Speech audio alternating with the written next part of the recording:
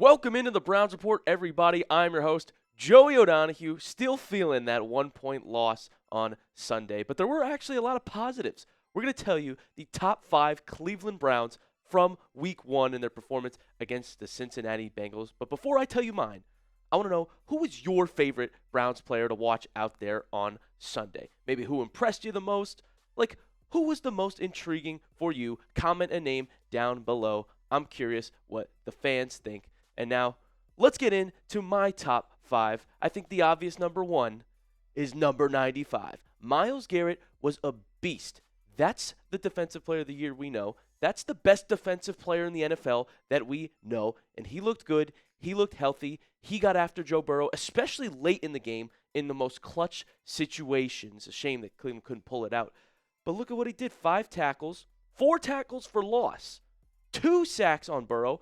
Those came on back-to-back plays. It was electric on the watch party if you were tuned in.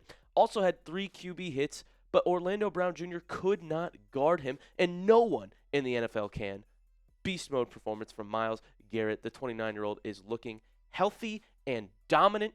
If you remember, he didn't practice Thursday because of a hip injury. Gave a little scare to the dog pound faithful, but he looked absolutely healthy to me on Sunday.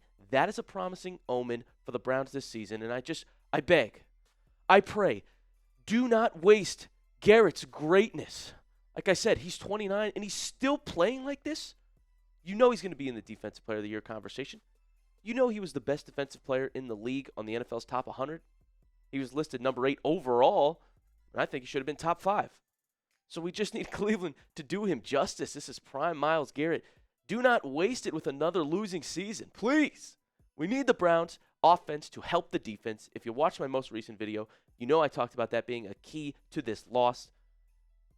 But what we did learn is that Myles Garrett can single-handedly put the Browns in positions to win. I mean, drive after drive after drive. They stopped Joe Burrow and Jamar Chase. They gave Cleveland every opportunity possible to win this football game, and the Browns did not capitalize. 0 points in the fourth quarter for the Browns, 0 points in the fourth quarter for the Bengals. So at least we know Myles can single-handedly give Cleveland chances to win. Number 2 on my top 5 list from Week 1 is rookie Carson Schwesinger. Did you watch the rookie's performance? He was everywhere on the field, and I say that a lot because it's true. He's literally a ball-hawking machine. He led the team in tackles on Sunday. He had 8 total tackles, including 1 tackle for loss. Also had a couple plays where he just burst into the backfield and hit Joe Burrow. You saw the 1 QB hit as well. I mean, that rookie's going to be an absolute stud. We are blessed to have him in Cleveland. This was a bright spot in the 1-point loss for the Browns, absolutely. I mean, his pursuit of the football is incredible. Like, I showed you he had the team high in tackles.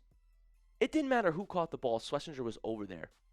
It was Fant out in the flat. It was Chase Brown on a screen.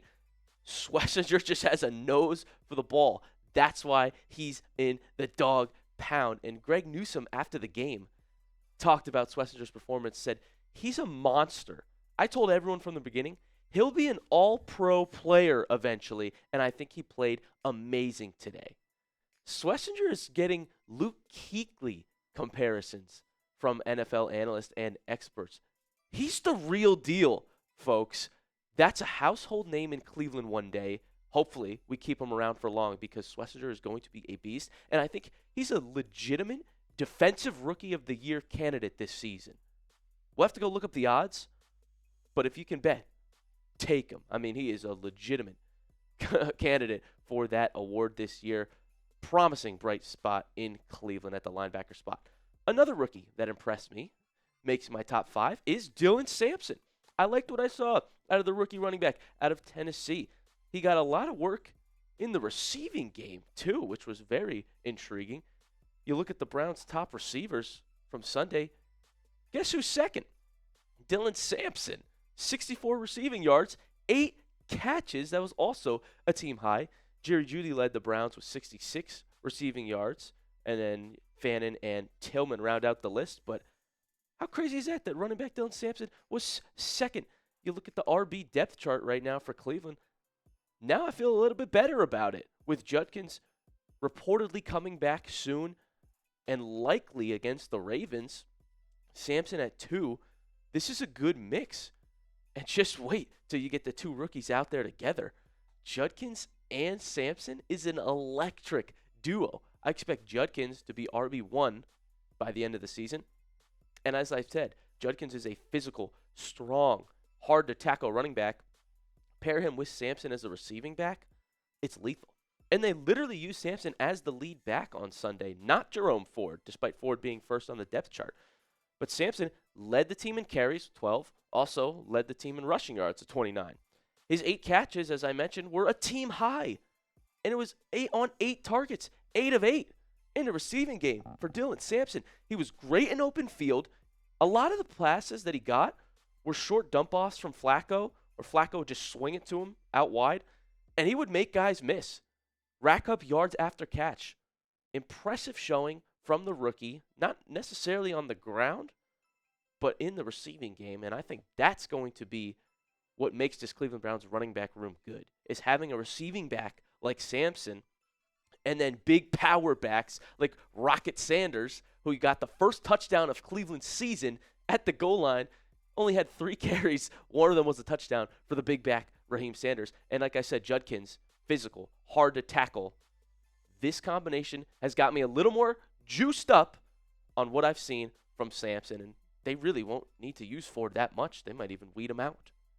I'm super excited to tell you guys about today's sponsor as well. This episode is brought to you by Prize Picks.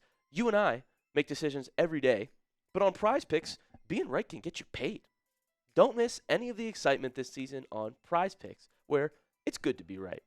Honestly, I'm just so hyped that football is back on Sundays, especially Browns football. All is right with the world, and I'm big into daily fantasy with Prize Picks. In fact, I'm obsessed with it because it makes all the games more entertaining. And before the Browns play, I lock in on all my players in my lineup and their player projections. Prize Picks is simple to play. Just pick more or less on 2 to 6 player stat projections. If you get your picks right, you could cash in.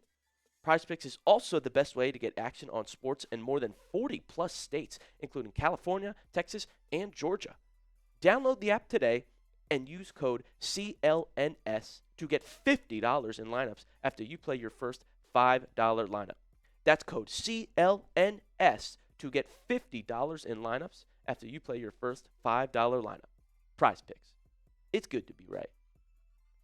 Back to my top 5 list. Another rookie. That's 3 in a row, Cleveland. We've got Harold Fannin Jr., who really showed out. I was impressed.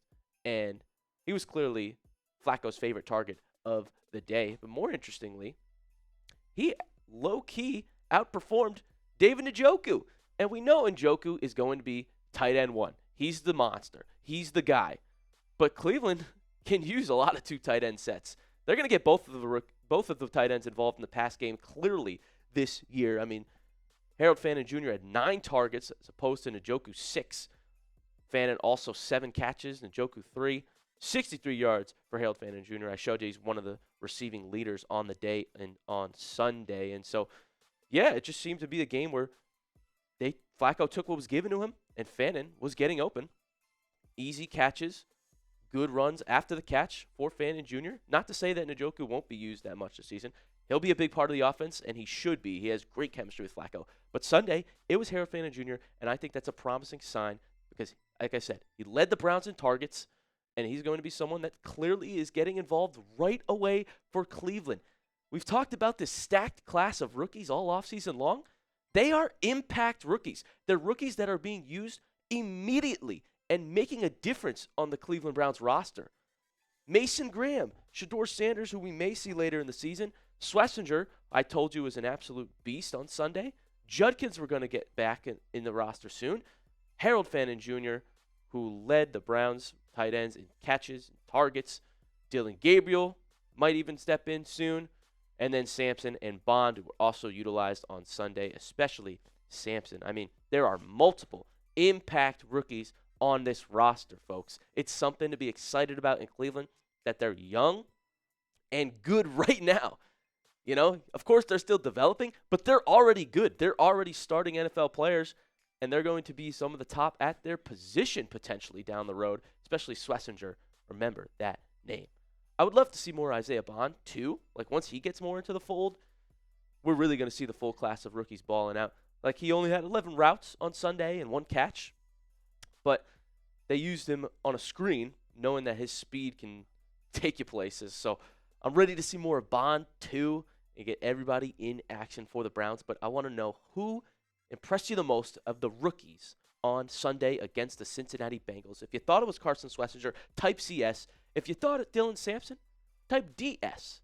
Maybe you thought Harold Fannin Jr., type HF. And finally, Mason Graham, you thought it was him, type MG. We didn't see a whole lot of Mason on the stat sheet, but he made impactful plays. He applied pressure, and he played some good football. He helped stop the run since he could not get the run game going, even though they gave Chase Brown 20 carries. So Graham absolutely made an impact. Do not worry about him. He just didn't show up on the stat sheet as much. And finally, back to the veteran. It's got to be Denzel Ward. So glad to see Ward back and healthy and locking up one of the game's best receivers, arguably the game's best receiver. Ja'Marr Chase had 2 catches. That's unheard of. 26 yards. He was locked up by the Warden. That should fire you up, Cleveland. Newsome even did a decent job on Chase, besides 1 pass interference penalty. But clearly, Ward is back, ready to go, healthy. He had a little shoulder injury in training camp, but he looked great against the Bengals, and he's going to be locking up teams opposing wide receiver ones when matched up. He was also sticky coverage, stuck to Ja'Marr Chase. Like, you don't see that. Chase is one of the best receivers last season, numbers-wise. And Denzel Ward, I love the mentality. Earlier in the week, Ward said, hopefully they target me a lot. Go send Joe Burrow some texts. Tell him to throw it at me and go from there. That is cold. That should fire you up, Browns fans. Ward, one of the best corners in the game, and he knows it. Even Ja'Marr Chase said he had never heard Ward talk like that. So, Ward, having some fun. He knows he's a beast, and we are absolutely hyped to have him in Cleveland. Smash that like button if you're hyped that Browns football is back on your televisions. We're doing watch parties every single week, every Sunday for your Cleveland Browns football. So get excited. There were good positives, silver linings, and takeaways.